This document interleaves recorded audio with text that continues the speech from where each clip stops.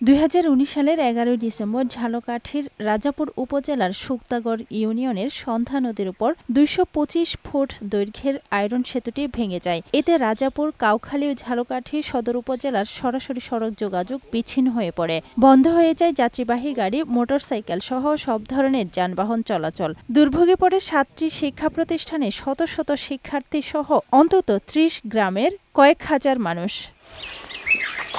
বন্ধ হওয়ার উপক্রম হয়েছে সেতু সংলগ্ন তালুকদারহাট বাজারটি। স্থানীয়রা নিজেদের উদ্যোগে বাঁশ এবং সুপারি গাছ দিয়ে সাঁকো তৈরি করে যোগাযোগ সচল রাখার চেষ্টা করছে। তবে তা বেশি দিন স্থায়ী হচ্ছে না। সেতুটি পুনরায় নির্মাণের দাবি স্থানীয়দের। ছেলেমেয়েরা স্কুলে যাইতে পারে না, ওই সাইডে 2টা স্কুল আছে, মাদ্রাসা আছে, এই জায়গায় বাজার আছে, আবার মাদ্রাসা আছে, একটা মসজিদ আছে, 5 গ্রামের লোকজন চলাফেরা করে। আমরা এখান থেকে একটা রিক্সা নিয়েও যাইতে পারি না, একটা সাইকেল নিয়ে কান্দে যাইতে হয়। ব্রিজ ভেঙে যাওয়ার পর হইতে তালুকদারহাট অচল অবস্থা। বাজার, মাদ্রাসা বিভিন্ন দিকে লোকজন আইতে যাইতে খুব কষ্ট হয়।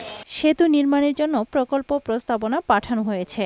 অনুমোদন হলে পুনরায় নির্মাণ হবে বলে জানান এই কর্মকর্তা। অনূর্ধ্ব 100 মিটার প্রজেক্টের সংশোধিত 1 ডিপিপিতে প্রস্তাব করা হয়েছে। যদি ডিপিপিতে অন্তর্ভুক্ত হয় তাহলে এটি দ্রুত বাস্তবায়ন করা যাবে। আফরোজা সুলতানা, বৈশাখী সংবাদ।